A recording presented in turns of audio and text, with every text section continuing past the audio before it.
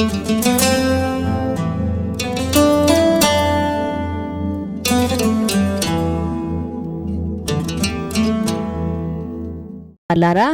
మీ అందరికీ కూడా ప్రభువైన యేసుక్రీస్తు వారి పేరున వందనాలండి.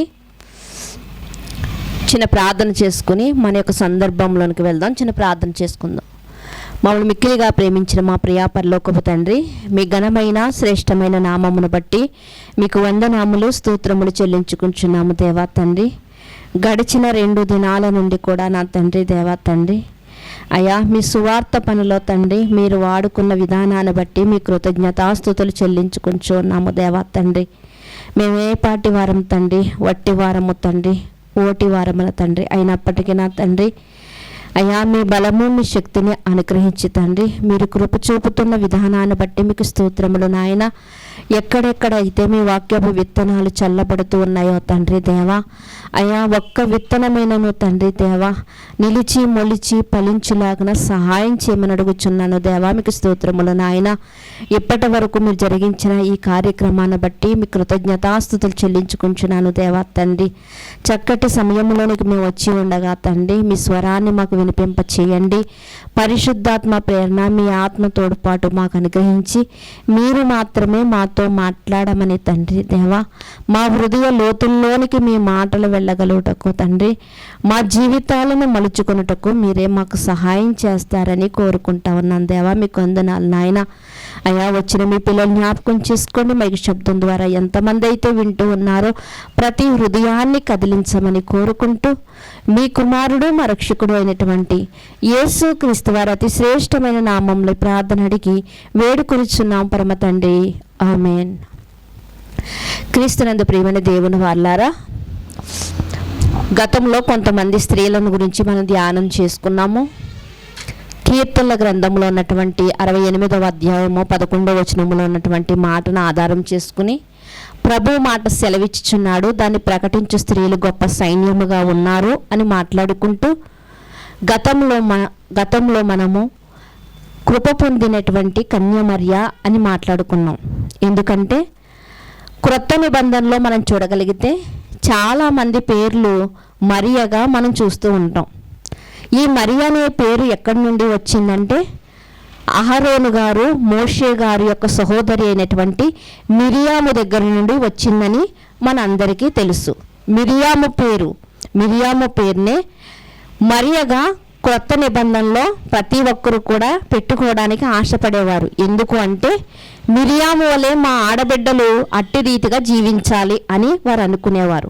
మనం కూడా అంతే కదండి, బాగున్న వారిని చూసి మన పిల్లలతో అంటాం మీరు కూడా అలా ఉండాలిరా అంటూ చెప్తూ ఉంటాం. అలాగే ఇక్కడ కూడా మనకు కనిపిస్తూ ఉంటుంది. అయితే ఈ క్రొత్త నిబంధనలో మొదటి శతాబ్దంలో యేసుక్రీస్తు వారు వచ్చిన తర్వాత మొదటి శతాబ్దంలో యేసుక్రీస్తు వారు వెంబడి తిరిగినటువంటి స్త్రీలలో మనకి చాలామంది మరియలు కనిపిస్తూ ఉంటారు. చాలాసార్లు మనం కన్ఫ్యూజ్ అవుతూ ఉంటాం. ఆయన పాదాల కన్నీటితో కడిగి తుడిచినటువంటి ఆమె మరియా అని మనకు కనిపిస్తుంది. మరొక చోట మరొక పాపాత్మురాలు అని కనిపిస్తుంది. ఆమె కూడా మరియయ్య అనుకుంటూ ఉంటాం. మరొక చోట యేసుక్రీస్తు వారు సమాధి చేస్తున్నప్పుడు ఒక మరి ఉంది, ఆమె కూడా ఆ మరియయ్య అనుకుంటాం. అంటే ఏ మరియా, ఏ ప్రస్తావనలో రాయబడింది మనకు తెలియదు. కానీ ఇక్కడ మనం చూడగలిగితే బేతనీలో ఒక మరియ ఉందంట, యాకోబు తల్లి గారు ఒక మరియగా కనిపిస్తున్నారు. అలాగే మరి మనం చూడగలిగితే మగ్దలేని మరియ ఒక మరియగా, యేసు ప్రభు వారి యొక్క తల్లి ఒక మరియగా, క్లోపా భార్య అయినటువంటి ఆమె ఒక మరియగా, ఇలా మనకి సుమారుగా 6 మరియలు మనకి కనిపిస్తూ ఉంటారు. మార్కు తల్లి గారైనటువంటి మరియ, ఇలా ప్రియమైన దేవుని వాళ్ళ కనుక ఏ మరియా ఏ సందర్భాలలో దేవుని గురించి వాడబడింది అని మనకు తెలిస్తే, ఎక్కడైనా మరియ అనే పదం మనకు చూసినప్పుడు ఈ మరియా దేనికి సాదృశ్యంగా ఉంది, లేకపోతే ఈమె చేసినటువంటి పరిచర్య ఏంటి మనకి గుర్తుకు రావాలి. కనుక ప్రియమైన దేవుని వాళ్ళారా, ఈరోజు కూడా ఒక చక్కటి మరియను గురించి మనం ధ్యానించుకుందాము. ఎందుకంటే మనం బైబిల్ గ్రంథం మన చేతిలో ఉన్నప్పుడు దీని గురించి సంపూర్ణంగా తెలుసుకోవాల్సినటువంటి బాధ్యత మనకి ఉంది. కనుక ఈరోజు కూడా మనం ఒక మరియను గురించి మనము నేర్చుకుందాం. ఆమె జీవితం ఎలా ఉంది, ఆమె జీవితం ద్వారా మనం ఏమి నేర్చుకోవచ్చు అన్న దాని గురించి మనం తెలుసుకోగలిగితే ప్రియమైన దేవుని వాళ్ళారా, లూకాసు వార్త 10వ అధ్యాయము, మీ చేతిలో ఉన్నటువంటి బైబిల్ గ్రంథాన్ని తెరిచి లూకాసు వార్త 10వ అధ్యాయము 38వ వచనం 39వ వచనాన్ని చూద్దాం. 38, 39 వచనాల్ని చూద్దాం. అంతటా వారు ప్రయాణమై పోవుచుండగా ఆయన యొక్క గ్రామములో ప్రవేశించెను. మార్తాను ఒక స్త్రీ ఆయనను తన ఇంట చేర్చుకొనెను. ఆమెకు మరియాను సహోదరి ఉండెను. ఈమె యేసు పాదముల యొద్ద కూర్చుండి ఆయన బోధ వినుచుండెను. మార్త విస్తారమైన పనులు పెట్టుకుట చేత తొందరపడి ఆయన యొద్దకు వచ్చి, ప్రభువా, నేను ఒంటరిగా పని చేయుటకు నా సహోదరి నన్ను విడిచిపెట్టినందున నీకు చింత లేదా? నాకు సహాయము చేయమని ఆమెతో చెప్పమనెను. అందుకు ప్రభువు, మార్తా, నీవు అనేకమైన పనులను గూర్చి విచారము కలిగి తొందరపడుచున్నావు గాని అవసరమైనది ఒక్కటే. మరియా ఉత్తమమైన దానిని ఏర్పరచుకొనెను, అది ఆమె యొద్ద నుండి తీసివేయబడదని ఆమెతో చెప్పాను. ఇక్కడ మనకు ఒక సందర్భం కనిపిస్తుంది. అంతకన్నా బాగా చెప్పుకోవాలంటే ఒక దైవికమైనటువంటి ఒక కుటుంబం కనిపిస్తుంది. ఆ కుటుంబంలో ఎవరున్నారు అంటే, తల్లిదండ్రుల గురించి అయితే రాయబడలేదు, కానీ ఈ కుటుంబంలో ఎవరున్నారు అంటే మార్తా, మరియా, వాళ్ళ యొక్క సహోదరుడైనటువంటి లాజరు కనిపిస్తున్నారు. ఇది ఏ ప్రాంతం అంటే బేతనియా ప్రాంతం. అందుకనే ఈరోజు మనం చెప్పుకోబోయే మరియను గురించి మనము ఏమని మాట్లాడుకుంటాం అంటే బేతనియ మరియా. ఎవరండి? బేతనీయులో ఉన్నటువంటి మరియా. ఈమె సహోదరు ఎవరు? మార్త. ఇందుకీ యేసుక్రీస్తు వారిని ఎవరు పిలిచారు ఆతిథ్యానికి అంటే మరియ పిలవలేదు. మరి ఎవరు పిలిచారంటే ఆమె యొక్క సహోదరి పిలిచింది. అంటే సహోదరి ఆతిథ్యం ఇవ్వడానికి పిలిచింది. ఆయన వాక్కులు చెబుతుంటే మరియ గారేమో ఆయన పాదాల దగ్గర కూర్చుని వింటుంది. అక్కడికి మార్త గారు, అయ్యో, ప్రభువుని మన ఇంటికి పిలిచాం కదా, ఆతిథ్యం ఇవ్వాలి కదా, అనేక రకాలు వండొచ్చు. ఎందుకంటే బంధువులు వచ్చినప్పుడే మనం ఏం వండుతామండి, మనం తినేది కాదు, మరొకటి ఏదోటి వండుతూ ఉంటాం. అలాగే మార్త కూడా ఏమంటుందంటే, ప్రభువారిని పిలిచాను, తీసుకొచ్చాను కదా, మంచి ఆతిథ్యం ఇవ్వాలి కదా, రా, నాకు సహాయం చేయని ముందే ఆమె అడుగుండాలి. కానీ మరియ గారు ఏం చేశారంటే, నువ్వు అవన్నీ విస్తారంగా నువ్వే పెట్టుకున్న పనులు, 2 కూరలు వండితే సరిపోదా, ప్రభువారు ఏమన్నా తిన్నంటారా? ఆయన అలాంటి మనస్తత్వం కాదు కదా, నువ్వే పెట్టుకున్నావు కాబట్టి నువ్వే పూర్తి చేసుకొని వచ్చేసి వాక్యంలో కూర్చుని ఉండాలి నిజంగా. అందుకనే మార్త మళ్ళా వచ్చి అంటుంది, ప్రభువా, నువ్వన్నా చెప్పిన సహోదరికి అంటున్నప్పుడు ప్రభువారు కూడా అదే మాటను చెప్తున్నారు. ఏమనంటే, మార్త, నువ్వు విస్తారమైన పనులు పెట్టేసుకున్నావు, ఎందుకయ్యి అని చెప్పి ఆయన కూడా గద్దిస్తున్నారు. ఆమె ఆలోచన చూస్తే ఆమె ఆలోచన కూడా చాలా బాగుంది. ఎందుకంటే పిలిచింది ఆవిడే, ఆతిథ్యం ఇవ్వాలి, ప్రభు వారికి గొప్పగా ఆతిథ్యం ఇవ్వాలనుకున్నది. ఎక్కడి నుంచి నేర్చుకుందంటే పాత నిబంధన కాలంలో మొట్టమొదటి నుంచి కూడా దేవుడు ఏం చెప్పాడు అంటే, ఆతిథ్యం ఇవ్వడం మరువద్దు అని చెప్పాడు. ఎందుకంటే విశ్వాసులకు తండ్రి అయినటువంటి అబ్రహాముకు కూడా ఒక రోజు ఆతిథ్యం ఇవ్వడానికి పిలిచినప్పుడంట, ఎవరంట వారు తెలియకనే దేవదూతలకి ఆతిథ్యం ఇచ్చాడంట. ఆతిథ్యం ఇవ్వడం చాలా గొప్ప ప్రియమైన దేవుని వారలారా. ఈరోజు కూడా సేవకులైన వారు వచ్చినప్పుడు చాలామంది మీరు ఏం చేస్తారు అంటే, కొంతమంది అంటారు, మేము వచ్చిన సేవకులకు ఆతిథ్యం ఇస్తామండి అంటూ ఉంటారు. అయితే మార్త గారి యొక్క మనస్తత్వం కూడా ఎలా ఉందంటే, ప్రభు వారికి నేను చక్కటి రుచికరమైనటువంటి భోజనాన్ని ఏర్పాటు చేసానికి పెట్టాలనుకుంటుంది. కానీ ఇక్కడ మరియ గారిని చూడగలిగితే ఆమె వాక్యాన్ని వినడానికి ఆసక్తి కలిగి ఎక్కడ కూర్చుందంట? ప్రభు పాదాల దగ్గరే కూర్చుందంట. ఈ బేతనియా అనేది ఎక్కడ ఉంది అంటే కొత్త నిబంధన మరి ఆ మ్యాప్లో మనం చూడగలిగితే యెరూషలేముకి బెత్లెహేముకి మధ్యలో ఉంటుందండి. ఎక్కడ ఉంటుంది అంటే యెరూషలేముకి బేతనియా మధ్యలో ఉంది. బెత్లెహేముకి సుమారు యెరూషలేము నుండి 3 కిలోమీటర్ల దూరం ఉంటుందన్నమాట. అంటే యెరూషలేముకి కొంచెం చేరువగానే ఉంది. కనుక ఇక్కడ మనం చూడగలిగితే యేసుక్రీస్తు వారు తరచు ఆ ప్రాంతాలలో తిరుగుతున్నప్పుడల్లా బేతనియాకి ఎక్కువగా ఆయన వెళ్ళినట్లుగా మనకు కనిపిస్తుంది. వెళ్ళినప్పుడల్లా కూడా ఈ కుటుంబాన్ని చాలా ప్రేమించినట్టుగా అనిపిస్తుంది. ఈ కుటుంబం ప్రభు చేత ప్రేమింపబడడానికి కారణం ఏమిటంటే వారికున్న ఆసక్తి. ఇక్కడ లాజర్ను మనం చూడగలిగితే, మార్తాను చూసినా, మరియను చూసినా, తల్లిదండ్రులు వారికి ఎంత భక్తి జీవితాన్ని నేర్పించారు అంటే ఈ యొక్క కుటుంబం అంతా చుట్టుపక్కల ఉన్నటువంటి ఊర్లో కూడా పేరు పొందినటువంటి కుటుంబంగా మనకు కనిపిస్తూ ఉంటుంది. ముందుకు వెళ్ళగలిగితే మనం ఇంకా ప్రియమైన దేవుని వల్ల. ఇంతకీ బేతనియా అంటే అర్థం ఏమిటి అంటే, బేతనియా అంటే అంజూర పండ్ల గృహము. ఏంటంటే బేతనియా అంటే అంజూర పండ్ల గృహము అని వ్రాయబడింది. అంటే ఇంకా దీన్ని మరొక అర్థంలో మనం చూడగలిగితే స్వస్థతకు నిలయం. అంజూరము అనగానే మనకి ఏం గుర్తుకు రావాలి అంటే, ఇదిగో ఇది స్వస్థతకు నిలయం. ఎందుకు చెప్పుకుంటున్నామంటే, ఒకనాడు హిజ్కియాని మనం చూడగలిగితే హిజ్కియా కంట ఎలాంటి పుండు పుట్టిందంట, క్యాన్సర్ పుండు పుట్టిందంట. ఆ పుండు పుట్టినప్పుడంట ఎంతోమంది వైద్యులు వచ్చి వైద్యం చేసినప్పటికీ కూడా ఆయనకి స్వస్థత కలగలేదు. స్వస్థత కలగనప్పుడు ఏం జరిగింది అంటే, ఇదిగో ప్రభు సన్నిధిలో ఆయన ఏడ్చినప్పుడు, ప్రభు సన్నిధిలో ఆయన మొరపెట్టుకున్నప్పుడు ప్రభువారు ఏం చెప్పారు అంటే, దేవుడు ఏం చెప్పాడు అంటే, ప్రియమైన దేవుని వారలారా, ఏం చెప్పాడు అంటే, అంజూరపు పండ్ల ముద్దను ఆ యొక్క పుండు మీద వేయమనగా ఆ పుండు నయమైనట్లుగా మనకు కనిపిస్తుంది. అంటే బేతనియా అంటే అర్థం ఏమిటి అంటే అంజూరపు పండ్ల గృహము, స్వస్థతకు నిలయము అని మనకి ఇక్కడ కనిపిస్తూ ఉంది. యేసుక్రీస్తు వారు ఎప్పుడు వచ్చిన ప్రాంతానికి బేతనియా ప్రాంతాన్ని సందర్శించి వచ్చేవారు. అందులోనూ ఈ యొక్క మార్తా, మరియా, లాజరు కుటుంబానికి వెళ్లకుండా ఆయన ఉండేవాడు కాదు. ఎందుకు అంటే వారు ఉన్నటువంటి ఆధ్యాత్మిక జీవితాన్ని బట్టి యేసుక్రీస్తు వారు వారిని ప్రేమించినట్లుగా మనకి కనిపిస్తూ ఉంటుంది ప్రియమైన దేవుని వారలారా. అయితే మరియలో మనం చూస్తున్నటువంటి సందర్భం ఏమిటి అంటే, వాక్యం వినడానికి ఆమె ఆసక్తి కలిగి ఉంది. ప్రియమైన దేవుని వారలారా, ఎంత ఆసక్తి కలిగి ఉంది అంటే, భక్తుడైనటువంటి యాకోబు గారు రాస్తూ మనం ఎక్కువగా చదువుకునే మాట అండి.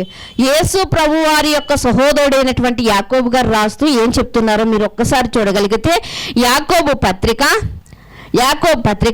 1వ అధ్యాయము 19వ వచనాన్ని మీరు చూడగలిగితే, యాకోబు పత్రిక 1వ అధ్యాయము 19వ వచనాన్ని మీరు చూడగలిగితే ఏమని వ్రాయబడిందో చూడండి. నా ప్రియ సహోదరులారా, మీరు ఈ సంగతి ఎరుగుదురు గనుక ప్రతి మనుషుడు వినుటకు వేగిరపడువాడును, మాటలాడుకు నిదానించువాడును, కోపించుటకు నిదానించువాడునై ఉండవలను. ఏమని చెప్తున్నారండి ఇక్కడ మనం చూడగలిగితే, వినుట కంట వేగిరపడివాడు వలె ఉండాలంటే, వినడానికి వేగిరపడాలంటే. ఏ వినడం అంటే లోకవార్త అయితే కాదు, దానివల్ల ప్రయోజనం ఏమీ లేదు. కానీ దేన్ని వినడానికని ఇక్కడ యేసుక్రీస్తు వారి యొక్క సహోదరుడు రాస్తూ ఉన్నాడు అంటే, దేవుని మాటలు వినడానికి. ఎందుకంటే ఇది ఎలాంటి మాటలు అంటే జీవము కలిగినటువంటి మాటలు. లేఖనముల యందు నిత్య జీవం కలదని వాటిని మీరు ఏం చేయాలి? మీరు వాటిని పరిశీలిస్తూ ఉండాలి, చదువుతూ ఉండాలి, వింటూ ఉండాలి. ఇది ఇలా ఉంది, ఇది ఎలా ఉందని పరిశీలిస్తూ ఉండాలి. ఎందుకు ఇంతగా మనం దాని పట్ల కేర్ తీసుకుంటున్నామంటే, దానిలో ఏముందంట? నిత్య జీవం ఉందంట. అంటే సమరయ స్త్రీ చెవి ఇచ్చింది, విన్న తర్వాత ఆమె జీవితం మారిందా లేదా? ఒక జక్కయ్యని మనం చూడగలిగితే, ప్రభువారిని గురించి విన్నాడు, స్వయంగా చూడాలనుకున్నాడు, చూశాడు. ఆయన నోట నుంచి వచ్చినటువంటి ఒక్క మాటను బట్టి ఆయన ఏమైపోయాడండి? మారిపోయినట్లుగా మనకు కనిపిస్తుంది కదా. అందుకనే ఇక్కడ యాకోబు గారు చెప్తూ, వినుటకు వేగిరపడండి. ఏమో ఏ మాట వలన నీ జీవితంలో ఒకవేళ మేలుకొలుపు వస్తుందో, ఏ మాట వలన ఒకవేళ మనలో ఉన్నటువంటి లోపాలు బయటపడతాయో. కనుక ప్రియమైన దేవుని వారలారా, మరి ఏ విషయంలో అయినప్పటికీ కూడా, ఏ సమయంలో అయినప్పటికీ కూడా మనం వాక్యం వినడానికి వేగిరపడాలని బేతనియా మరియ మనకి తెలియచేస్తుంది. తెలియచేస్తుంది.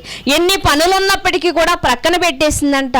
ఈరోజు మనం ఏ స్థితిలో ఉన్నామంటే మన పనులన్నీ ముగించుకుని మనం ఆ టైంలో ఖాళీగా కూర్చునే టైంలోనే మనం ప్రార్థనలు ఏర్పాటు చేసుకుంటూ ఉంటాం. మధ్యాహ్న కాలం మందు కానివ్వండి, ఆదివారం కానివ్వండి, మన పనులన్నీ ముగించేసుకునే టైంలోనే మన ఉద్యోగాలకు సెలవు రోజే మనం దేవుని సన్నిధిలో గడుపుతూ ఉంటాం.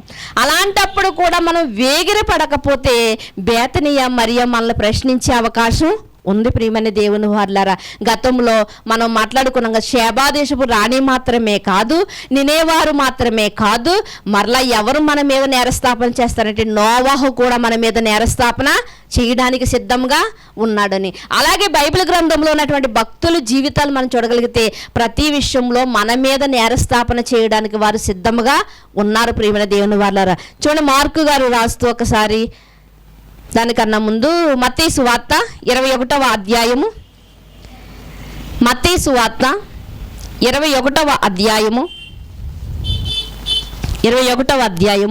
17వ వచనాన్ని మీరు చూడగలిగితే 21వ అధ్యాయము,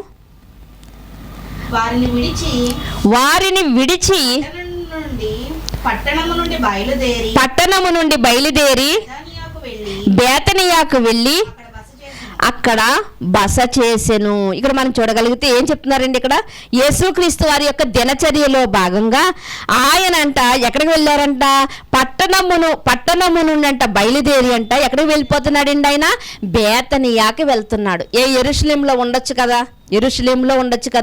బెత్లెహేములో ఉండొచ్చు కదా, అవి పేరు పొందినటువంటి గ్రామాలు కదా అనుకుంటే ఒక చిన్న గ్రామమే అనుకుంటున్నాం, కానీ అది అభివృద్ధి పొందినటువంటి గ్రామంగా చరిత్రకారులు చెప్తూ ఉంటారు. ఎందుకు ఆయన బేతనీ దగ్గరికి వెళ్తున్నారు తరచుగా అంటే, బేతనీలో కూడా వెళ్ళి ఎక్కడ ఉంటున్నారు అంటే లాజరు గారి యొక్క లేకపోతే మరియ గారి యొక్క కుటుంబంలో ఆయన ఉంటున్నట్లుగా మనకి కనిపిస్తూ ఉంది. ప్రియమైన దేవుని వారలారా, అంటే ఆ కుటుంబం అంతగా ప్రభు యొక్క ప్రేమకు అంతగా ప్రభువారు వారి కుటుంబాన్ని ప్రేమించడానికి కారణం ఏమిటంటే, మొట్టమొదటిగా మనం నేర్చుకోవాల్సింది వాళ్ళకు ఉన్నటువంటి ఆసక్తి, వాళ్ళకు ఉన్నటువంటి తీర్మానం. మనం ఇంకా మరొక వచనాన్ని మనం చూడగలిగితే మార్కు సువార్త 11వ అధ్యాయము 11-12 వచనాలను చూడగలిగితే, మార్కు సువార్త 11వ అధ్యాయము 11-12 వచనాలను మీరు చూడగలిగితే, ఆయన యెరూషలేమునకు వచ్చి దేవాలయంలో ప్రవేశించి చుట్టూ సమస్తమును చూచి సాయంకాలమైనందున 12 మందితో కూడా బేతనియాకు వెళ్ళెను. మరునాడు వారు బేతనీ నుండి వెళ్ళుచుండగా ఆయన ఆకులు గల అంజూరపు చెట్టును చాలండి ఇక్కడ మనం చూడగలిగితే ఆయనంట సమాజ మందిరంలో బోధించిన తర్వాత అంటే ఎక్కడికి వెళ్ళాలి అసలు రూల్స్ ప్రకారంగా అయితేని తన ఇంటికి వెళ్ళాలి. కానీ ఎక్కడికి వెళ్ళిపోతున్నారంట, ఆయన బేతనియాకి వెళ్ళిపోతున్నారంట. శిష్యులతో కూడా కలిసి ఆయన బేతనియాకి వెళ్ళిపోతున్నారంట. అలాగే ఆకులు కలిగినటువంటి అంజూరపు చెట్టును శపించబడింది చూసారా, అది కూడా ఎక్కడ అని మనం చూస్తున్నాం అంటే మరునాడు వారు బేతనీ నుండి వెళ్ళుచుండగా అంటే అంజూరపు చెట్టును శపించాడు కదండి ప్రభువారు. అది కూడా ఎక్కడ జరిగిందంటే బేతనీ నుండి వస్తూ ఉండగానే. ఇంత చక్కగా బేతనీ గురించి చెప్తున్నారు అంటే నిజంగా యేసుక్రీస్తు వారు ఎక్కడ పెరిగాడు అంటే సమాజం ఏది చెప్పుకున్నప్పటికి కూడా బైబిల్ గ్రంథంలో ఏమని వ్రాయబడిందంటే తల్లిదండ్రులకు లోబడి తల్లిదండ్రుల దగ్గర ఆయన ఉన్నట్లుగా మనకు కనిపిస్తూ ఉంటుంది. 12 సంవత్సరాల వయసులో మరి వారు ఒక యెరూషలేమునకు వెళ్ళినట్లుగా, ఆయన తప్పిపోయినట్లుగా, తిరిగి ఆయన పొందుకున్నట్లుగా, తర్వాత నుంచి ఆయన మనుషుల దయలోను దేవుని దయలోను వర్ధిల్లుచు అయినా తన తల్లిదండ్రులకు లోబడి బ్రతికాడని బైబిల్ గ్రంథం మనకి చెప్తా ఉంది. ప్రియమైన దేవుని వారలారా, అయితే ఎప్పుడైతే ఆయన బాప్తీసం తీసుకున్నాడో, బాప్తీసం తీసుకున్న తర్వాత ఆయన పరిచర్యలోనికి వచ్చాడు. కాబట్టి ఆయన కేవలం తన కుటుంబాన్ని టార్గెట్ చేయట్లేదు కానీ, తన గ్రామాన్ని టార్గెట్ చేయట్లేదు కానీ, ఆయన ప్రతి ప్రాంతానికి వెళ్తున్నాడు. అందుకని ఒక మాట చెప్తూ ఉంటాడు, ఏమని అంటే మనము సమీప గ్రామాలకు కూడా సువార్తను ప్రకటించడానికి వెళ్ళాలి అని శిష్యులతో చెబుతూ ఉంటారు. అంటే ఇది నా కుటుంబము, నా గ్రామము అనేది లేదు. పక్షవాతం అయితే అయినా చూపించట్లేదు. తర్వాత కూడా కుటుంబానికి వెళ్ళకుండా ఉండడానికి కారణం కూడా కొన్ని విషయాలు మనకు కనిపిస్తూ ఉంటాయి. అవి ఏమిటి అంటే, మరి గతంలో మనం మాట్లాడుకున్న కన్యమర్య గురించి మాట్లాడుకున్నప్పుడు సహోదరుల వల్ల కూడా ఆయనకి ఏం కలిగిందంట, ఇబ్బంది కలిగిందంట. ఆయన ఇంటికి వచ్చారనుకోండి, అందరూ మూగేసేవారంట. ఒక రోజంట వారి ఇంటికి వచ్చినప్పుడంట వాళ్ళకంట భోజనం చేయడానికి కూడా చోట్లేదంట, అందరూ మూగేస్తున్నారంట. అలాంటప్పుడు వారు అంటున్నారు, ఇదిగో నువ్వు ఇక్కడ కాదు, ఇతర గ్రామాలకు వెళ్ళి నువ్వు సువార్తను ప్రకటించుకో. మరో చోట నీవు మత్తి చెల్లించిన వాడు అన్నారు. మరో చోట అంటున్నారు, నీకు ఇక్కడ ఘనత రాదు, నీకు ఊళ్ళో ఘనత రాదు ప్రవక్తకి, కనుక నువ్వు బయటికి వెళ్ళి ప్రకటించుకో. ఇలా అనేక మాటల వల్ల సహోదరులు కూడా ఆయన ఇబ్బంది పెట్టినట్లుగా, వాగ్దానము నెరవేరినట్లుగా వ్రాయబడి ఉంటుంది. ఏది ఏమైతే అండి, సువార్త నిమిత్తం బయటకు వచ్చేసాడు. సువార్తలోనికి కాలు పెట్టామా, దేవుణ్ణి పరిపూర్ణంగా అంగీకరించామా, బంధువని స్నేహితుడని మరి ఎవరని మనకు ఉండదు, కానీ అందరినీ సమానత్వంతోనే మనము చూడాలి. అది ఎక్కడ మనం నేర్చుకుంటున్నామంటే ప్రభువారి యొక్క బోధనలో మనము నేర్చుకుంటూ ఉన్నాం. అయితే అన్ని ప్రాంతాల్లో కన్నా ఈ బేతనీయ ప్రాంతాన్ని ప్రభువారు ఇష్టపడినట్లుగా, ఈ యొక్క కుటుంబాన్ని ప్రభువారు ఇష్టపడినట్లుగా మనకు కనిపిస్తూ ఉంది. అయితే మరియని ఇక్కడ మనం చూడగలిగితే మరియ ఎలాంటి అనుభవము కలిగి ఉన్నదో మరొక మాటలో కూడా మనము చూద్దాం. ప్రియమైన దేవుని వారలారా, మరొక మాటలో కూడా మనం చూద్దాం. మార్కు సువార్త 14వ అధ్యాయము 3వ వచనం నుంచి మనం చూడగలిగితే, ఆయన బేతనీయలో కుష్ఠిరోగి అయిన సీమోని ఇంట భోజనమునకు కూర్చుండి ఉన్నప్పుడు ఒక స్త్రీ మిక్కిలి విలువగల తీసుకుని వచ్చి ఆ అత్తరు బుడ్డి పగలగొట్టి ఆ అత్తరు ఆయన తల మీద పోసెను. అయితే కొందరు కోపపడి ఈ అత్తరు ఇలా నష్టపరచనేలా, ఈ అత్తరు వెలకమ్మి బీదలకు ఇవ్వవచ్చునని చెప్పి ఆమెను గూర్చి సనుగుకొనిరి. అందుకు యేసు ఇట్లా, నేను ఈమె జోలికి పోకిడి, ఈమెను ఎందుకు తొందర పెట్టుచున్నారు, ఈమె నా ఎడల మంచి కార్యము, బీదలు ఎల్లప్పుడూ మీతో ఉందురు, మీకు ఇష్టమైనప్పుడల్లా మీరు మేలు చేయవలచును, నేను ఎల్లప్పుడూ మీతో ఉండను. ఈమె తన శక్తి కొలది చేసి నా భూస్థాపన నిమిత్తము నా శరీరమును ముందుగా అభిషేకించును. ఇక్కడ మనం చూడగలిగితే ఇక్కడ కూడా ఈ యొక్క పాదములను కన్నీటితో కడిగి అత్తరుతో పూసినటువంటి ఈ స్త్రీని గురించి మనం చదువుకున్నాం కదండి. ఎక్కడంట, బేతనీయ ప్రాంతములో మరి కుష్ఠరోగి అయినటువంటి సీమోను గారి ఇంట ఆ రోజు బస చేసినప్పుడంట ఒక స్త్రీ వచ్చింది అని వ్రాయబడి ఉంటుంది. అయితే ఈ స్త్రీని గురించి చెబుతూ, ఈ స్త్రీ ఎవరు అంటే పాపాత్మురాలైనటువంటి స్త్రీ అంటారు చాలా మంది. ఎవరండి? పాపాత్మురాలైనటువంటి స్త్రీ ఈమె అంటారు. అంటే పాపాత్మురాలైనటువంటి స్త్రీ కూడా ఇతను అభిషేకించిందంటే అభిషేకించింది. ఆ అభిషేకం వేరు, ఆ స్త్రీ వేరు, ఈ స్త్రీ వేరు. అంటే ఈ 14వ అధ్యాయంలో మార్కు గారు రాసినటువంటి స్త్రీ ఎవరు అంటే, రచయితకారుడు ఏమని చెప్పాడు అంటే, ఈమె ఆ బేతనీయ మరియా అని చెప్తూ ఉంటారు. ఏం చేసిందంట ఆమె? ముందుగానంట ప్రభువారు భూస్థాపన చేయబడిన తరువాత పూయవలసినటువంటి సుగంధ ద్రవ్యములనంట ఆమెంట తెచ్చంట ఆయన్ని అభిషేకించినట్లుగా మనకు కనిపిస్తూ ఉంటుంది. అయితే యోహాను గారు కూడా ఈ సందర్భాన్ని గురించి రాస్తూ ఆయన ఏమంటూ ఉంటారంటే, యోహాను సువార్త 11వ అధ్యాయంలో, యోహాను సువార్త 11వ అధ్యాయంలో మీరు చూడగలిగితే ఇదే సందర్భం లాంటిది సందర్భం మనకు కనిపిస్తూ ఉంటుంది. 11వ అధ్యాయము మొదటి 2-3 వచనాలను మీరు చూడగలిగితే, మరియా ఆమె సహోదరి అయిన మార్తా అనువారి గ్రామమైన, క్షమించండి, లూకాసు వార్త 7వ అధ్యాయము, లూకాసు వార్త 7వ అధ్యాయము 36వ వచనం. పరిసయ్యులలో ఒకడు తనతో కూడా భోజనము చేయవలనని ఆయనను అడిగెను. ఆయన పరిసయ్యుని ఇంటికి వెళ్ళి భోజన పంక్తిని కూర్చుండగా ఆ ఊరిలో ఉన్న పాపాత్మురాలైన ఒక స్త్రీ యేసు పరిసయ్యుని ఇంట భోజనం కూర్చుండి ఉన్నాడని తెలిసి ఒక బుడ్డెలో అత్తరు తీసుకుని వచ్చి వెనక తట్టు ఆయన పాదముల వద్ద నిలువబడి ఏడ్చుచు కన్నీళ్లతో ఆయన పాదములను తడిపి తన తల వెంట్రుకలతో తుడిచి ఆయన పాదములను ముద్దు పెట్టుకుని ఆ అత్తరు వాటికి పూసెను. అంటే ఈ రెండు సందర్భాలు కూడా ఒకే సందర్భం అనుకుంటారు చాలా మంది. అంటే మార్కు గారు రాశారు, లూకా గారు రాశారు కాబట్టి ఇది ఒకటే సందర్భం అనుకుంటుంటారు. కానీ ఆ సందర్భం వేరు. ఆ సందర్భం ఎక్కడ జరుగుతుంది అంటే కుష్ఠరోగి అయినటువంటి సీమోని ఇంటి వద్ద జరుగుతుంది. మరి ఈ సందర్భం ఎక్కడ జరుగుతుంది అని మనం చూస్తే ఇక్కడ పరిసయ్యుని ఇంట యొద్ద జరుగుతుంది. పరిసయ్యుని ఇంట జరుగుతుందంట. ఈ పరిసయ్యుని ఇంట భోజన పంక్తిలో వీరు కూర్చొని ఉండగా అంట ఒక పాపాత్మురాలైనటువంటి స్త్రీ, అక్కడ మనం చూసిన ఆవిడ పాపాత్మురాలైనటువంటి స్త్రీ అయితే కాదు, ఆమె మరియగా గుర్తించారు.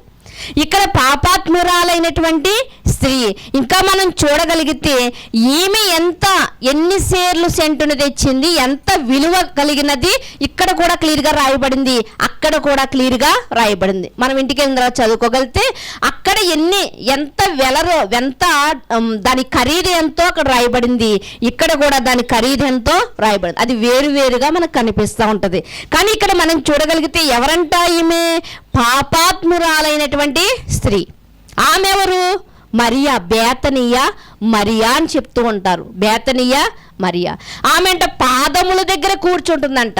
పాదముల దగ్గర ఉన్నటువంటి అనుభవం ఏమిటి అంటే ప్రార్థనా అనుభవం. ప్రియమైన దేవుని వారలారా, ప్రార్థనా అనుభవం. నిజంగా ప్రార్థన మనం ప్రార్థించినప్పుడు దేవుడు వినకుండా ఉండడు. అంటే ఎవరి ప్రార్థన అన్నా దేవుడు వింటాడా అంటే వింటాడు. ఎలాంటి ప్రార్థన వింటాడు అంటే పాపము లేని ప్రార్థన వింటాడు. పాపము లేని ప్రార్థన వింటాడు. ప్రార్థన వింటాడంటే వింటాడు, కానీ ఎలా చెయ్యాలి మనం అంటే లోపము లేనటువంటి ప్రార్థన మనము చేయాలి. నిన్నటి దినమందు మేము చక్కటి వర్తమానాన్ని ఆలకించాం. ఏంటి అంటే లోపము కలిగినదంట లెక్కల్లోనికి రాబడదంట. ఒక ఆయనకి కొన్ని గొర్రెలు ఉన్నాయనుకోండి, వాటిలో బలమైన వాటినే చెప్తూ ఉంటాడు. అంతెందుకు, దావీదు గారు తండ్రికి ఎంతమంది పిల్లలు ఉన్నారు? మరి ఆ రాజుగా అభిషేకించడానికి వచ్చినప్పుడు మరి సమూయేలు గారు వచ్చినప్పుడు నీ కుమారులను పిలువంటే ఎవరిని పిలిచాడు? అందరిని పిలిచాడా? దావీదును తప్పించి మిగిలిన వాళ్ళందరినీ పిలిచాడు. ఎందుకు దావీదును ఎందుకు తప్పించాడంటే దావీదు చిన్నవాడు, గొర్రెలు కాసుకుంటున్నాడు, వాడేం వెళ్తాడు యుద్ధానికి? వాడు అసలు రాజుగా కూడా ఊహించుకోవడానికి నాకే అంత చిక్కట్లేదు. అంటే ఎలాంటి వాడు అనుకుంటున్నాడు? దావీదు తండ్రి, స్వయంగా తన తండ్రే దావీదుని ఏమనుకున్నాడు? ఇతడు లోపము కలిగిన వాడు, లేకపోతే ఎన్నికకు రానివాడు అనుకుంటున్నాడు, ఏ పని చేయలేని వాడు అని, అసమర్థుడు అనుకుంటున్నాడు. కానీ దేవుడు అతన్ని సామర్థ్యం కలిగినటువంటి ఒక మహారాజుగా అతన్ని నిలబెట్టాడు. అంటే ఇక్కడ మనం చూడగలిగితే ప్రియమైన దేవుని వారలారా, మరియ యొక్క అనుభవం ఏమిటంటే పాదాల అనుభవం. పాదాల అనుభవం అంటే ప్రార్థనా జీవితం. అంటే ఒక మొక్కకి ఎలా అయితే నీరు అవసరమో, ఒక మొక్క నీటి వలన అది ఎలా అభివృద్ధి పొందుతుందో, మన యొక్క క్రైస్తవ జీవితంలో కూడా ప్రార్థన అనేది ఎంత ప్రాముఖ్యమైనది. ప్రార్థనా జీవితం కలిగినటువంటి మనము ఎప్పుడూ కూడా వేరు తన్నినటువంటి మొక్కల వలె మనము ఉండగలము. మనం ఏదడిగినా అది న్యాయబద్ధమైందైతే తప్పకుండా దేవుడు దాన్ని మనకి ఇస్తాడు. ప్రియమైన దేవుని వారలారా, మన జీవితాల్లో మనం ఎన్నో చూస్తూ ఉన్నాం కదండి. మనం ఎన్నో చూస్తున్నాం, ఎన్నో పొందుకుని ఉంటున్నాం కదా, ఎన్నో పొందుకుని ఉంటున్నాం. ఒకవేళ మనం పొందుకోలేదు అంటే దేవుడు మనం మనవి ఆలకించలేదని కాదు, దేవునికి వెళ్ళకుండా మన మధ్య దేవుని మధ్య అడ్డుబండ మనమే ఏదో వేసుకుని ఉండాలి. ఆ అడ్డుబండను ఎప్పుడైతే మనము తొలగించుకుంటామో మన ప్రార్థన సరాసరి ఎక్కడికి వెళ్తుందండి? దేవుని సన్నిధికి వెళ్తుంది. సముద్రము లోపల ఉండి తిమింగలం గర్భంలో ఉండి ప్రార్థిస్తేనే వెళ్ళింది కదా, మరి అలాంటి భూమి మీద మనం ప్రార్థన చేస్తే వెళ్ళదా? వెళ్తుంది. కానీ మన ప్రార్థనలో ఏముండకూడదంట? లోపం ఉండకూడదు. ముఖ్యంగా మనకి పాదాల అనుభవం మనకి ఉండాలి ప్రియమైన దేవుని వాళ్ళారా. ఇక్కడ మరియ గారి యొక్క జీవితాన్ని మనం చూడగలిగితే ఆమె ఎలాంటి అనుభవం కలిగింది అంటే ప్రార్థన అనుభవం కలిగింది. తనకు ఉన్నదంతా కూడా నేను దాచుకోవాలన్న మనస్తత్వం లేదు. కానీ ఈ అవకాశం పోతే మరలా వస్తుందో రాదో ఏమో, ప్రభువారినేమో చంపాలని చూస్తున్నారు కదా, మరలా మా ప్రాంతానికి వస్తాడో లేదో, మరలా మేము ఆయన్ని చూడగలదమో లేదో అనంట ఆమెకున్నటువంటి ధనం చేత ఆమె ఏం చేసిందంట? నిజంగా తన సహోదరులకు కూడా చెప్పే ఉండదు. ఎందుకంటే మనం అంతే కదండి, మనము కూడా దేవునికి ఏదైనా ఇవ్వాలనుకున్నప్పుడు మనకు వాస్తవం తెలిసినటువంటి వారం కాబట్టి మనము ఈ చేతితో వేసిన చేతికి తెలియకూడదు కాబట్టి మనం చాటింపు వేసుకోం. ఒకవేళ నేను అనుకుంటూ ఉంటాను, ఈ బేతనీయ మరియ కూడా నిజంగా తన సహోదరుని మార్తాకు కూడా చెప్పి ఉండదు. తన దగ్గర ఉన్నటువంటి ధనాన్ని పట్టుకెళ్ళి ఆ యొక్క అత్తరు కొనేసి ప్రభువారికి అభిషేకించేసి ఉండాలి. నిజంగా ప్రభువారికి అభిషేకించేసి ఉండాలి. నిజంగా అందుకునే దేవుని చేత లేకపోతే ప్రభువారి చేత ప్రశంస అందుకుందంట. ఈ బేతనీయ స్త్రీ ఏం చేసిందండి? ప్రభువారిని అభిషేకించింది. ప్రభువారి ద్వారానంట ఆమె ప్రశంస అందుకున్నట్లుగా మనకి కనిపిస్తూ ఉంటుంది ప్రియమైన దేవుని వారలారా. బేతనీయ మరియలో నుండి మనం నేర్చుకోవలసింది ఏంటి అంటే, నాకు ఉన్నా లేకపోతే నాకన్నా గొప్పగా నా ప్రభువుని నేను గొప్ప స్థితిలో చూడాలి, ఆయనకి ఇవ్వవలసినటువంటి ఘనతను నేను ఆయనకి ఇవ్వాలి అనుకుంది. అందుకునే ఆమె అత్తరు కొని తెచ్చి ఆయనకు అభిషేకించినప్పుడు అందరికీ ఎలా కనిపిస్తుందంటే, ఎందుకు అలా వేస్ట్ చేసావు? ఈరోజు సువార్త కూడికలకు వెళ్తున్నా లేకపోతే సువార్త కూడికలు పెడుతున్నా కూడా కొంతమందికి అలాగే ఉంటుంది. ఎందుకు ఇలాగ వ్యర్థం చేసుకుంటారు? ఇలాగా అందరూ భక్తి చేస్తున్నారు కానీ మీలా కాదు, ఎందుకు దాచుకోవచ్చు కదా, పిల్లలు ఎదుగుతున్నారు కదా, ఇంట్లో పోలేని ఖర్చులు ఉంటాయి కదా, ఇటు రీతిగా అంటూ ఉంటారు. కానీ దాని యొక్క ఫలితం ఏంటో మనకి మాత్రమే తెలుసు. అలాగే అందరూ అంటున్నారు, ఎందుకు అలా అత్తరు చేసావు? బోళ్ళంత డబ్బులు వస్తాయి కదా, దాన్ని ఎందుకు నువ్వు పాడు చేసావు అన్నప్పుడు ఆమె మనస్తత్వం ఎవరికి తెలిసింది? ప్రభువారికి తెలుసు. అందుకనే ప్రభువారు అంటున్నారు, ఇదిగో నా భూస్థాపన నిమిత్తం ముందే నన్ను అభిషేకించింది. భూస్థాపన నిమిత్తం నన్ను ముందు అభిషేకించింది కాబట్టి ఆమెను ఏమి అనకండి అంటూ ఉంటారు ప్రియమైన దేవుని వారలారా. అంటే బేతనీలో ఉన్నటువంటి మరియ మనకి ఏమి నేర్పిస్తుంది అంటే, మనం అన్ని విషయంలో ప్రభువారిని గొప్పగా చూడాలి. మనం గొప్పగా చూడాలి. అంతేగాని మన అవసరాలకు ప్రభువును వాడుకునేవారుగా మనము ఉండకూడదు. అలాగే ఆమెకు ఉన్నటువంటి పాదాల అనుభవం, ప్రార్థనా జీవితం కలిగి మనము ఉండాలి. ప్రార్థనైనా నిర్లక్ష్య పెట్టేవాడు కాదు ప్రియమైన దేవుని వారలారా. ఒకవేళ నీలో నిరీక్షణ లేకపోవచ్చు కానీ ఆయన మాత్రం నిర్లక్ష్యం చేసేవాడైతే కాదు ప్రియమైన దేవుని వారలారా. చూడండి, మరొక మాటను మీరు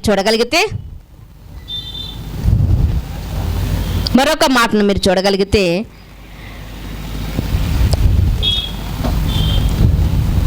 యోహాను సువార్తలోనే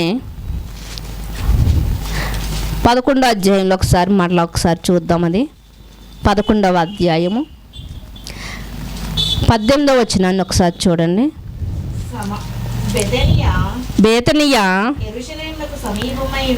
యెరూషలేమునకు సమీపమై ఉండెను, ఇంచుమించు కోసెడు దూరము.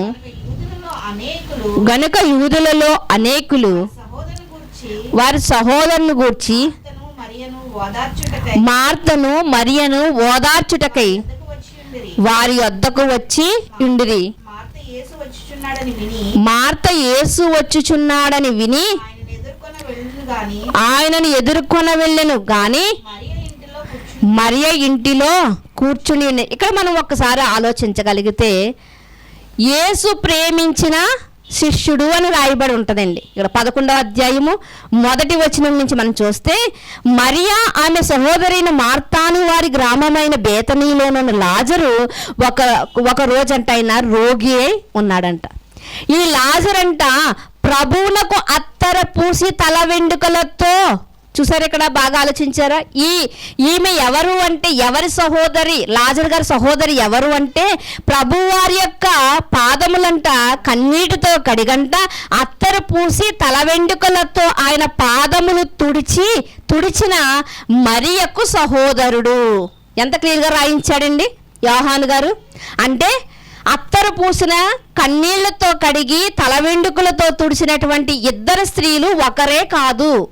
ఇద్దరు స్త్రీలు పాపాత్మురాలైనటువంటి స్త్రీయే అని చెప్తూ ఉంటారు. కాకపోతే పాపాత్మురాలైనటువంటి స్త్రీ కూడా అదే చేసింది. అలాగే బేతనీలో ఉన్నటువంటి లాజరు గారి యొక్క సహోదరి కూడా ఆ పని చేసింది. అంటే బేతనీలో కుష్ఠరోగి అయినటువంటి సీమోని ఇంటి దగ్గర అత్తర పూసినటువంటి స్త్రీ ఎవరు అంటే బేతనీలో ఉన్నటువంటి మరియా. అంటే మరియా అనగానే మనకి ఏ మరియా అని మనం ఆలోచించం. మరియా అనగానే ఏ మరియా ఆలోచించాం. ఓహో అక్కడ అత్తరు పూసింది ఆవిడ, లేకపోతే సమాధి దగ్గరికి వెళ్ళింది ఆవిడ, లేకపోతే 7 దయ్యాలు పట్టుకునే ఆవిడ, ఇలా మనం ఆలోచించమండి. ఎంతమంది మరియలు ఉన్నారు? 6 మరియలు ఉన్నారు. ఈ మరియల పేర్లు ఎందుకు పెట్టుకున్నారు ఇంతమంది అంటే, ఎవరిని చూసి పెట్టుకున్నారు అంటే, ఎవరిని చూసి పెట్టారు అంటే అహరోను మోషే అయినటువంటి అక్క అయినటువంటి మిరియామును బట్టి ఈ పేరు వారికి పెట్టుకుంటూ వచ్చారు. ఆ మిరియాము వలె ఎలా ఉండాలి అంటే ఒక స్త్రీలను నడిపి దేవుని సన్నిధికి నడిపించే నాయకురాళ్ళు కావాలి మా పిల్లలు అని ఆ పేర్లు పెట్టుకున్నారు ప్రియమైన దేవుని వల్ల. అంటే ఇక్కడ మనం చాలా క్లియర్గా కనిపిస్తుంది అంటమాట. ఎవరు అంటే ఆమె ఇదిగో ప్రభు వారికి అత్తరు పూసినటువంటి బేతనీయ మరియా.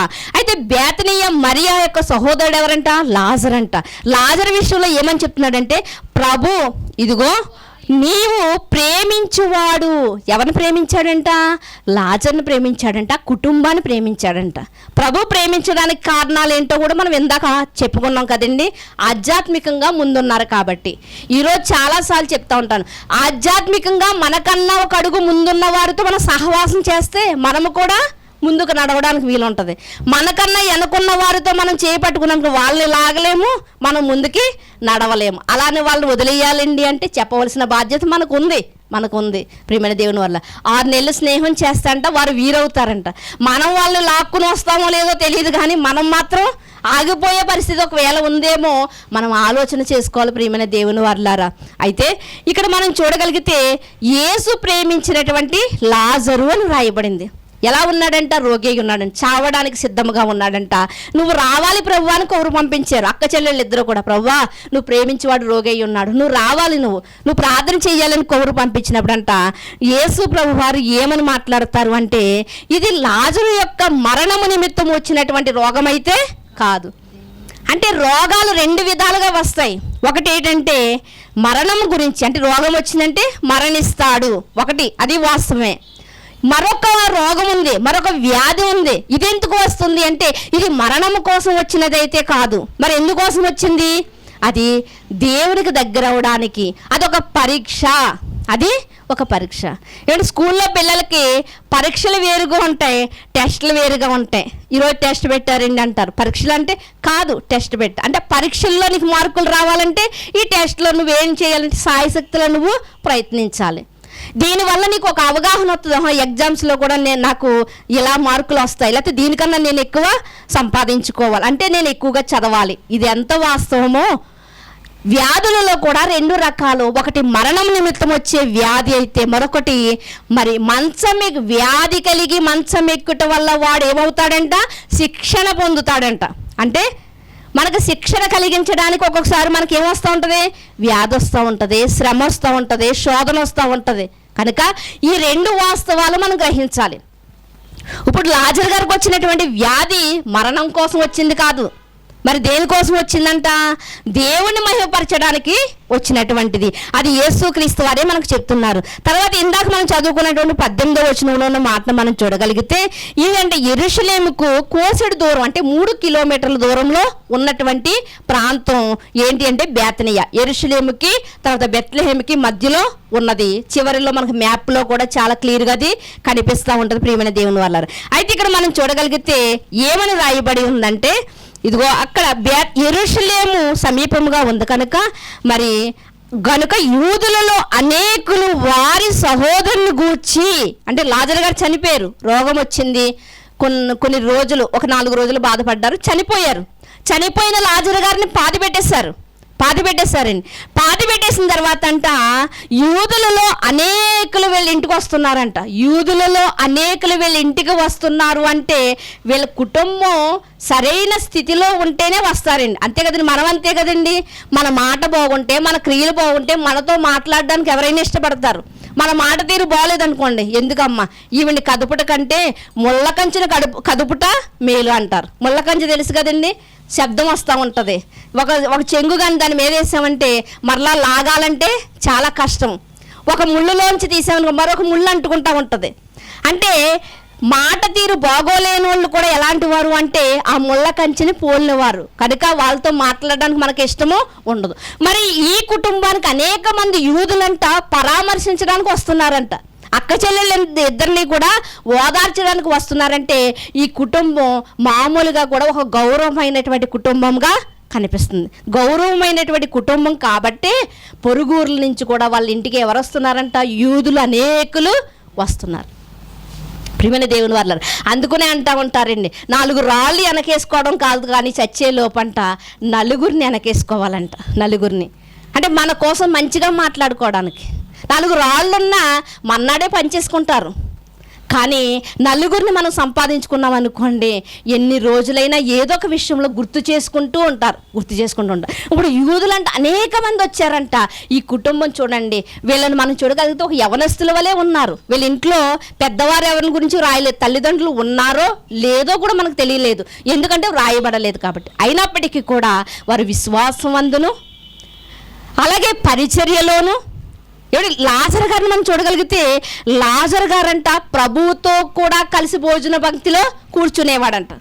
అంటే ఎంత హోదా చూడండి. నిజంగా సామెతల గ్రంథంలో ఒక మాట ఉంటుంది, ఒక స్త్రీని గురించి రాయబడి చివరి అధ్యాయంలో, ఆమె ఉదయమే లేచి తన పనులు చక్కబెట్టుకుని అనేకులకు పని కల్పించి ఆమె ఎలా ఉంటుంది అంటే దేవుని యందు భయభక్తులు కలిగి తన కుటుంబాన్ని దేవుల్లో నడిపిస్తూ నెనరు కలిగినటువంటి స్త్రీగా ఉంటుంది. ఆమె పిల్లలు ఆమెను ధన్యురాలు అంటారు. తన పెనిమిటి ఎక్కడ ఉంటాడంటే అండి ఆ యొక్క ఊరు పెద్దలతోనంట కూర్చుని ఉంటాడంట. ఏమంటే ఊరి పెద్దలతో కూర్చున్నది వేరు, మన అరుగు మీద ఒక్కడు కూర్చున్నది వేరు. అంతే కదండి, మన అరుగు మీద ఒక్కడే కూర్చున్నది వేరు, ఊరి పెద్దలతో కూర్చున్నది ఒక అధికారము, ఒక ఘనత. అంతే కదండి, ఒక అధికారంలోకి ఒక ఘనతలోకి వచ్చాడు. అలాంటి వారితో కూడా పాలిభాగస్తుడయ్యాడంటే ఎంత ఘనత అండి. ఇప్పుడు లాజరు గారు ఎవరితో కూర్చుంటున్నాడు భోజన భక్తిని? ప్రభు వారితో కూర్చుంటున్నాడు. మార్తా ఏం చేస్తుంది? ప్రభువా మా ఇంటికే రా, నువ్వు ఆతిథ్యం ఇస్తాం, మేము మా ఇంటికి రా, ఆతిథ్యం తీసుకో అని బ్రతిమాలి తీసుకువచ్చి అనేక రకాల పిండి వంటలతో ప్రభు వారికి భోజనం పెట్టాలనుకుంటుంది. అంటే ఏదో విధంగా పరిచయం చేస్తుంది. మరి అనుకుంటుంది నేను ఆయన నోట నుండి వస్తున్న ప్రతి మాట నా హృదయంలో పదిలిపరిచేసుకోవాలని ఎక్కడో కూర్చుంటలేదండి, పాదాల దగ్గరే కూర్చుంటుంది.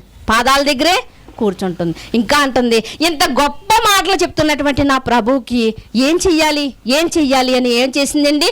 ఉన్న ధనమంతా కూడా పట్టుకెళ్ళి అత్తరుకునంట ఆయన్ని అభిషేకించిందండి. ప్రియమైన దేవుని వాళ్ళారా, అభిషేకానికి అర్హుడేనా ఆయన? అభిషేకానికి అర్హుడైన.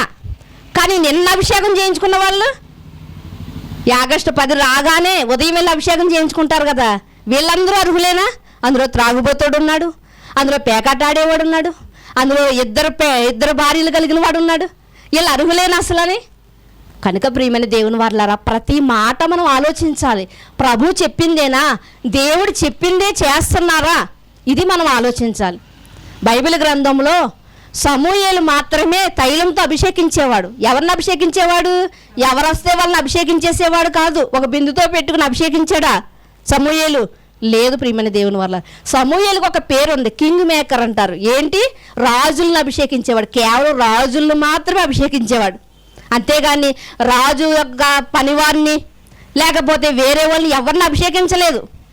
ఎవరిని అభిషేకించండి? రాజుల్ని.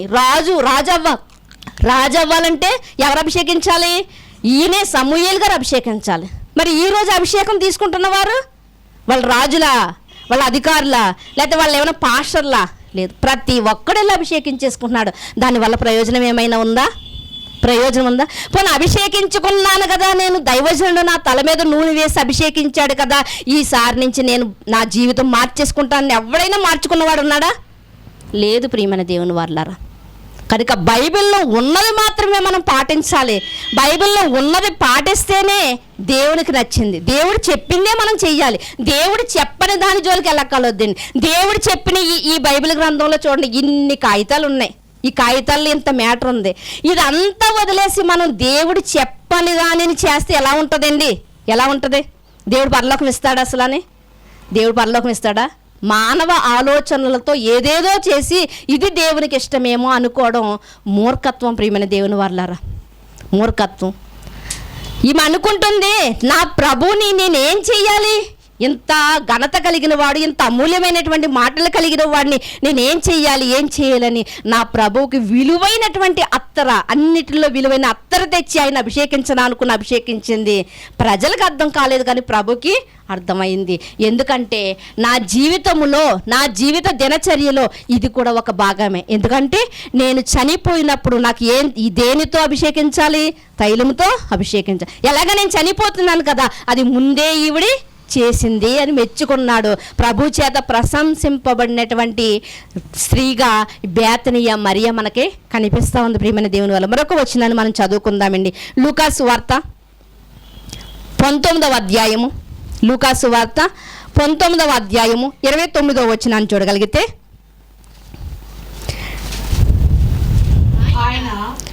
ఆయన ఒలీవల కొండ దగ్గరనున్న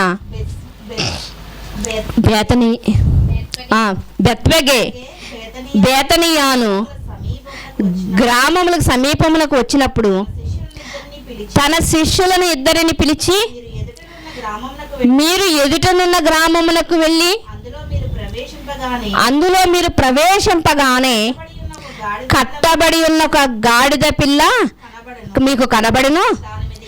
దాని మీద ఏ మనుషులను ఎన్నడూను కూర్చునలేదు.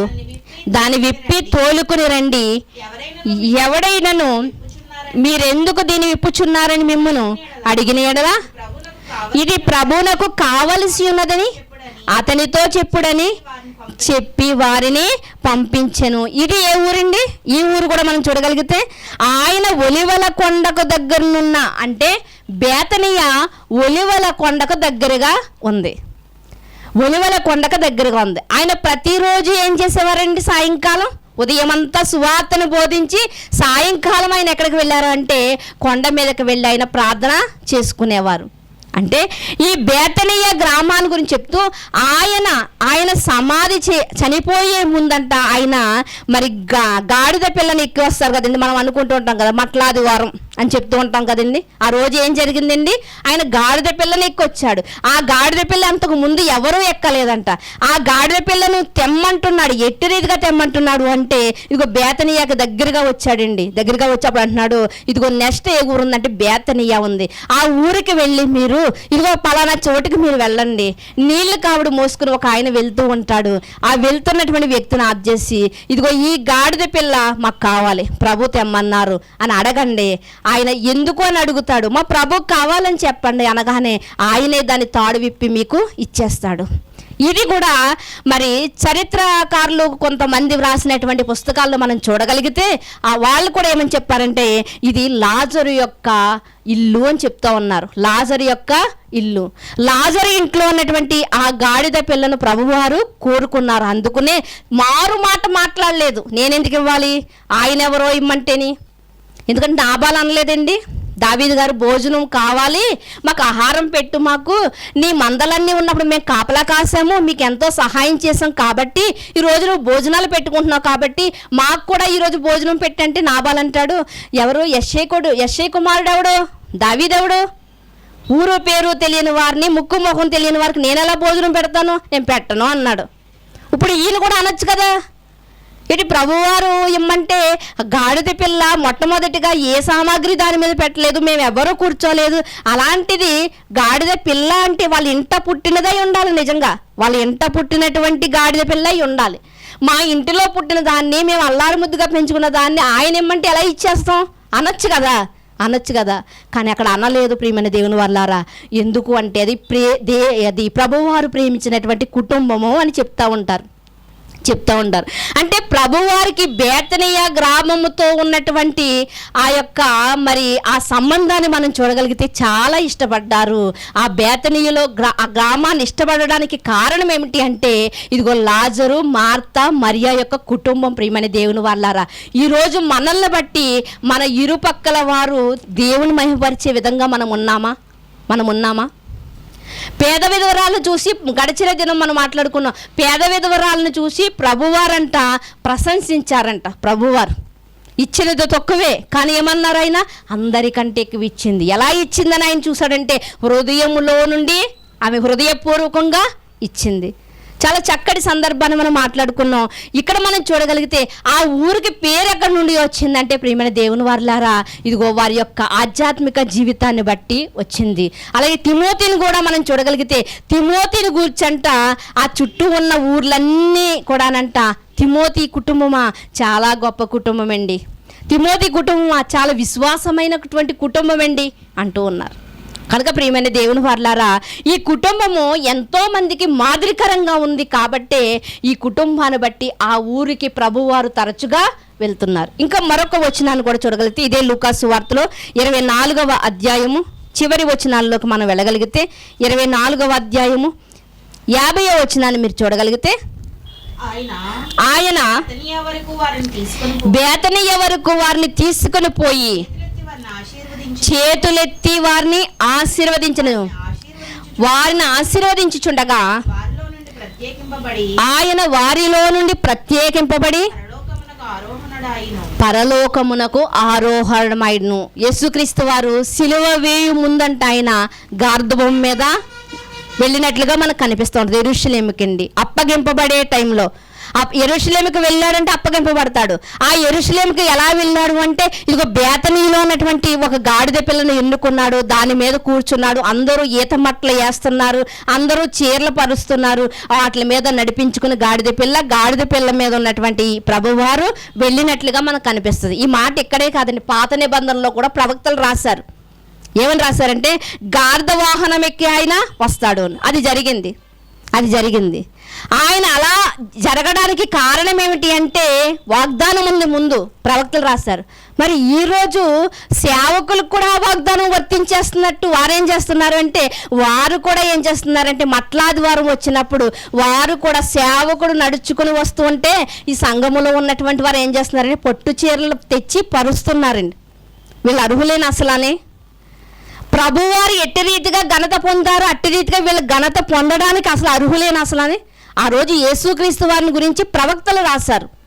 మరి సేవకులను గూర్చి కూడా రాశారంటే సేవకుల గూర్చి అయితే రాయలేదు. కానీ ఈరోజు సేవకులు ఏం చేసుకుంటున్నారు, వాళ్ళకి ఘనత కలగడానికి వాళ్ళు నడుస్తూ వస్తారు. ఆ దినమందు వీళ్ళు ఏం చేస్తారంటే విశ్వాసులు, ఎందుకంటే వీళ్ళకి దేవుడి కన్నా దైవజనుడే వీళ్ళు మొదటి స్థానాన్ని ఇచ్చేవారుగా ఉన్నారు. ఇలా చేసే వాళ్ళందరూ కూడా దేవునికి మొదటి స్థానం ఇస్తలేదు, దైవజనుడికే ఇస్తున్నారు. అలా అని దైవజనుడిని గౌరవించవద్దని నేను అనట్లేదు, దైవజనుడిని గౌరవించాలి, మొదటి స్థానం దేవునికి ఇవ్వాలి. ఏంటి చిన్నపిల్లలు ఉంటూ ఉంటారండి, చిన్నపిల్లలండి పక్కింటి వారిని గట్ట ఎవరైనా వచ్చారనుకోండి ఏమని చెప్తూ ఉంటారంటే ఇదిగో పలానా అంకులు అని చెప్తూ ఉంటారు, ఆంటీ అని చెప్తూ ఉంటారు అండి. అంతేకాకుండా మరి ఆ బిడ్డలు ఎప్పుడైనా తల్లి దగ్గర ఉన్నప్పుడు మరి పక్కింటి ఆయన పిలిచినప్పుడు అమ్మ నాన్న పిలుస్తున్నాడమ్మా అంటారా పిల్లలు? అంటే మనం ఊరుకుంటామా?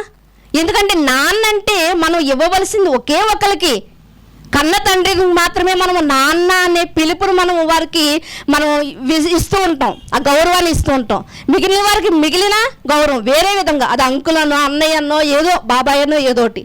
అలాగే యేసుక్రీస్తు వారికి చేసినటువంటి ఈ వాగ్దానం జరిగిపోయిందండి. కానీ ఈరోజు కూడా ఏం చేస్తున్నారు అంటే అనేక మంది వాక్యం అర్థం కాక బోధకుడు వెళ్తూ ఉంటే పట్టు చీరల పరుస్తూ మా అయ్యగారు దాన్ని మించి నడుచుకుని వెళ్తే ఆ చీర మేము కట్టుకుంటే ఒకవేళ చిరగదనుకుంటున్నారో ఏంటో నాకు అర్థం కాదండి.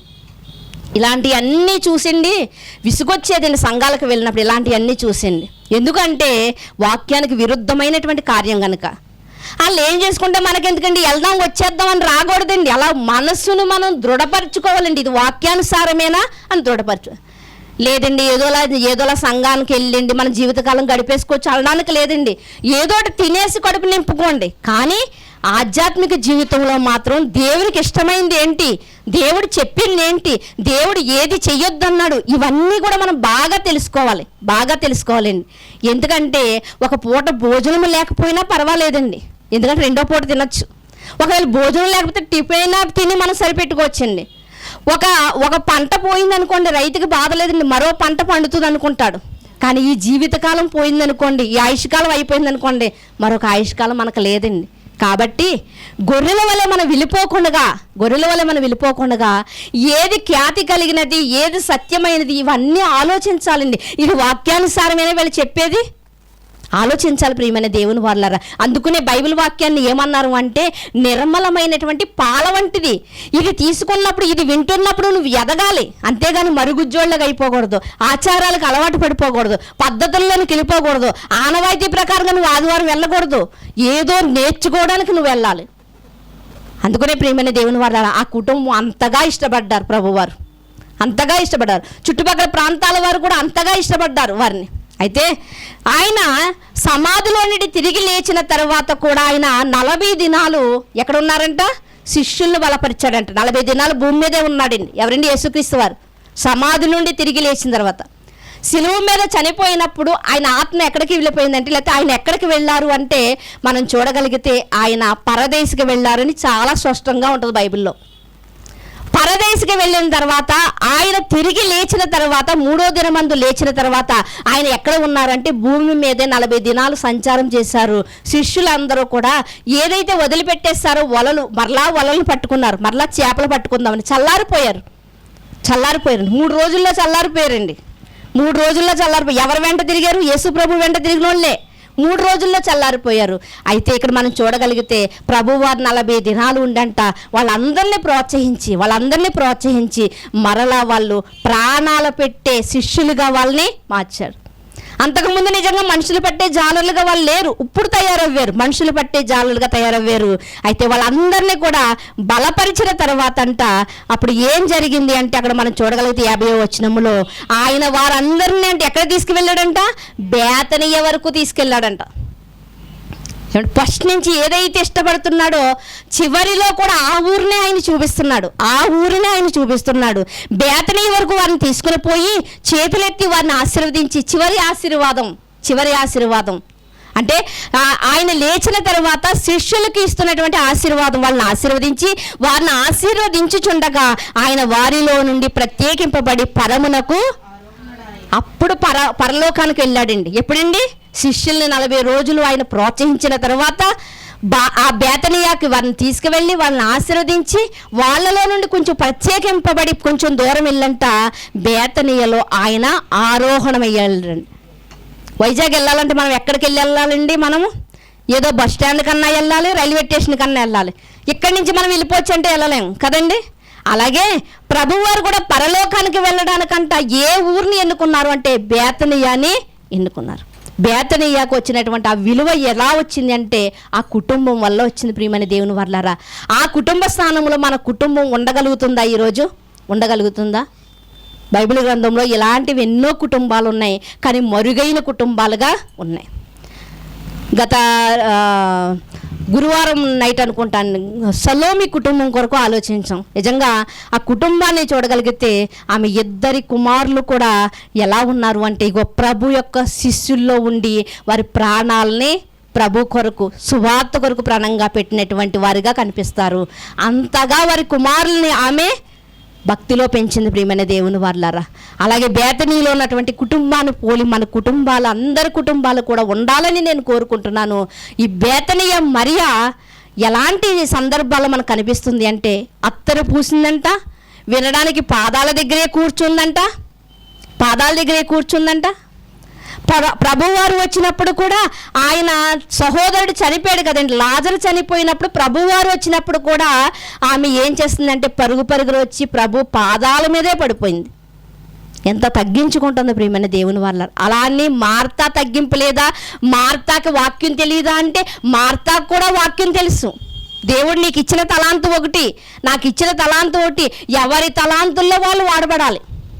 మార్తాకి ఇచ్చిన తలాంతు వేరే, మార్తాకు కూడా చాలా ధర్మశాస్త్ర విషయాలు చాలా తెలుసండి. అందుకనే ఏమంటుందో తెలుసా, ఆ మాటలో చూడగలిగితే ఆమె అంటుంది మృతుల పునరుత్థానం ఉందని నాకు తెలుసు అంటుంది. మృతుల పునరుత్థానం అంటే చనిపోయి తిరిగి లేవగలరని నాకు తెలుసు ప్రభువా, నువ్వు నా సహోదరుని లేపగలదు, నువ్వు లేపగలదు అంటుంది. అంటే ఆమె కూడా చిన్నదేం కాదు, భక్తిపరురాలే. ఆమె కుటుంబంలో ఆమె తల్లిదండ్రులు 3 పిల్లల్ని కూడా చాలా భక్తిలో పెంచారు. ఈరోజు మనకిచ్చినటువంటి 1, 2, 3 పిల్లల్ని మనం అట్టి రీతిగా పెంచగలుగుతున్నామా? వాళ్ళు పోయిన తర్వాత కూడా వాళ్ళకి పునాది వేయగలుగుతున్నామా? అంటే మనం పోయిన తర్వాత కూడా వాళ్ళని ఒక పునాది మీద నిలబెట్టగలుగుతున్నామా మనం? కనుక ఆలోచించండి ప్రియమైన దేవుని వారలారా. ఇంతకుముందు 3 పిల్లల్ని భక్తిలో పెంచిన స్త్రీ ఎవరు అంటే యోకేబేదు, అమ్రాము అని మాత్రమే చెప్పుకునేవాళ్ళం. కానీ వాళ్ళ గురించి అందరూ చెప్తారు కాబట్టి మనకు గుర్తుండిపోయింది. కానీ ఇంకా చెప్పని విషయాలు, మరుగైనటువంటి కుటుంబాలు చాలా ఉన్నాయి. ఆ మరుగైన కుటుంబంలో లాజరు, మార్తా, మరియా కుటుంబం కూడా ఒక్కటి ప్రియమైన దేవుని వారలారా. యవన కాలంలో ఉన్నప్పటికీ కూడా లోకాశలకు లొంగిపోకుండా భక్తి జీవితంలో నడుస్తూ ఉన్నారు ప్రియమైన దేవుని వారలారా.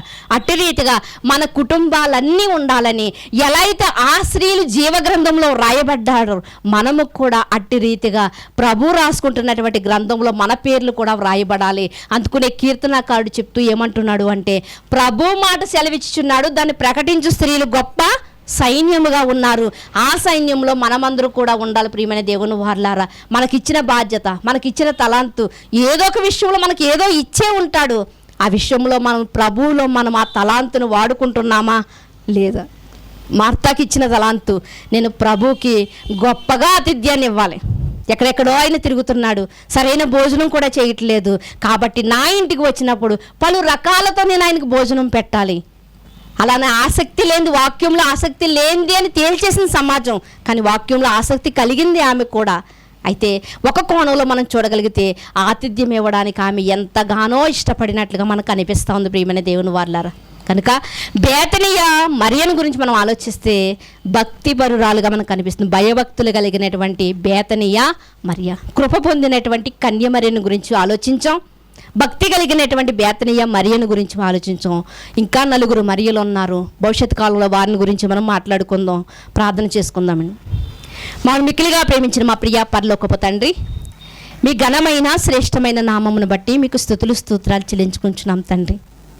అయ్యా, బైబిల్ గ్రంథంలో ఉన్నటువంటి ఎంతోమంది తండ్రి జీవితాలు ఈరోజు తండ్రి మా జీవితాలని చక్కబెట్టుకుంటుటకు, మా జీవితాలను సరిచేసుకున్నటకు తండ్రి మీరు మా కళ్ళ ముందు ఉంచి తండ్రి వారిని గురించి మాకు ఎంతో చక్కగా మీరు నేర్పిస్తూ ఉండగా తండ్రి దేవా, కేవలం వినువారు మట్టికే మేము ఉండకుండగా తండ్రి వినుటకు, వేగిరపడుటకును, నిదానించుటకును, ఆలోచించుటకును, అవి ఎంతవరకు వాస్తవమైనవని పరిశీలించుటకును, ఒకవేళ అవి వాస్తవమైనవి అని మేము అనుకుంటే ఒకవేళ వాటిని వెంటాడుటకును, వాటి ప్రకారంగా మా జీవితాలు కట్టుకొనుటకును మీరు మాకు సహాయం చేస్తారని కోరుకుంటూ, ప్రభు ప్రేమించినటువంటి కుటుంబము ఎంత చక్కగా ఆధ్యాత్మికంగా ఉన్నదో తండ్రి, చివరి వరకు ప్రభువారు ప్రేమిస్తూనే ఉన్నారు ఆ కుటుంబాన్ని తండ్రి.